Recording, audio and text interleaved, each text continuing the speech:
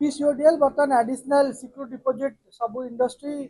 आउ MSME consumer मान को डिमांड कर मुख्य डिमांड हूँ जे कौन इंडस्ट्रियल एस्टेट रे आज दिन में ओडिशा रे टाटा पावर 24 घंटा बिजुली दबारे फेल है। आपण कटक छाड़ी दिंतु आपण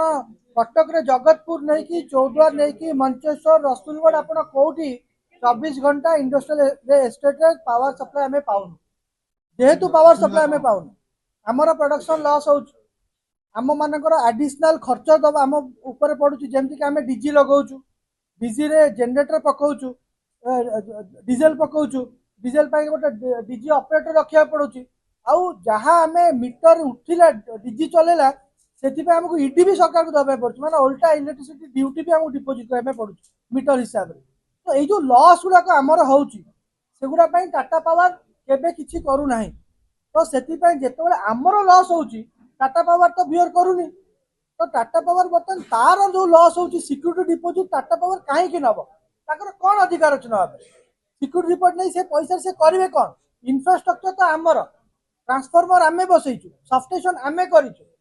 तापई जहाँ जहाँ मिनिमम डिमांड आमर हबा कथा मीटर उठिबा कथा आमे मिनिमम जाळू बा न जाळू मिनिमम डिमांड चार्ज प्रति मासरे आमे दउछु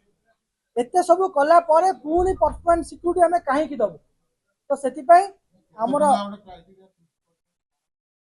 नहीं सेटा क्राइटेरिया जो फिक्स है सेटा डिमांड ऊपर कहार केते लोड अच्छी से हिसाब से करा जायछि घरोई कंज्यूमर मानक पई अलगा इंडस्ट्री मानक पई अलगा माने कमर्शियल पई भी अलगा करा जायछि जहां भी हो अलगा थाउ कि न थाउ मते नेबे काहे कि कथा पति काहे कि नेबे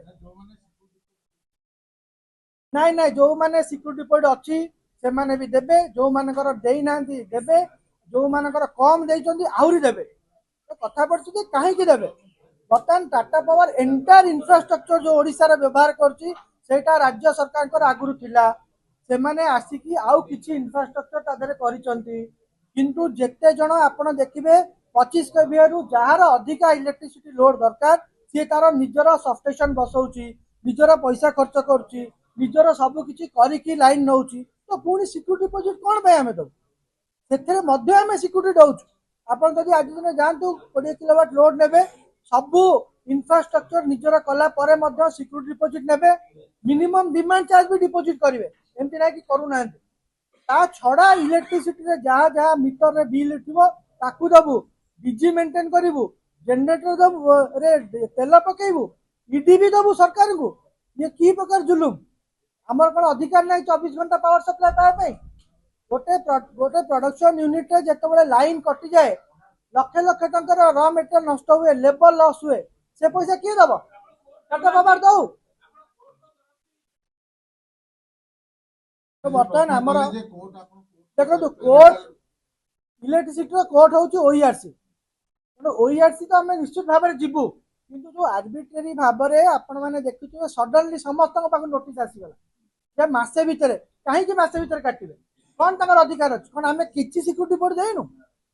निश्चित भाव में किसी ना कि समस्ते आपण मैंने सिक्योरिटी डिपोजिट देखते घरे आपंकर आए समस्त सिक्योरिटी डिपोजिट अच्छी जब जीरो सिक्योरिटी था ना हाँ से आमको कही था मसे भर लाइन काट दिए जेहेतु से अलरेडी आम पैसा अच्छी सिक्योरिटी पाखे अच्छी से बर्तमान आमको जो कहते मसे से बिल्कुल न से एकदम अनैतिकता आम से विरोध देखो ओईआरसी हूँ गोटे प्ली